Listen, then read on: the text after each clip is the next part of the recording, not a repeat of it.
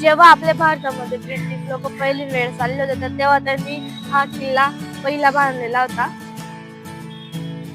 याच्यानंतरच त्यांनी स्थापित केल्यानंतर त्यांनी पूर्ण भारतावर राज्य केलेलं होतं. तर आता आपण आलेलो ब्रिटिश सिमेट्री जवळ आणि इथं ब्रिटिश लोकांच्या समाध्या आहेत. तर चला मग आता आपण त्यांना पाहूया. तर तुम्ही पाहू शकता ब्रिटिशांच्या समाध्या आहेत आणि तुम्ही बघा इकडे जे भारतात डच लोक आले होते त्यांच्या सुद्धा इकडे समाध्या आहेत. तर आता जे तुम्ही माझ्या मागे पाहता तर ते आहेत ते मुघल लोकांनी याला स्थापित केलेलं होतं. याला मुघल सराय असं म्हणतात आणि याला आता आपल्या भाषेमध्ये धर्मशाळा म्हणतात.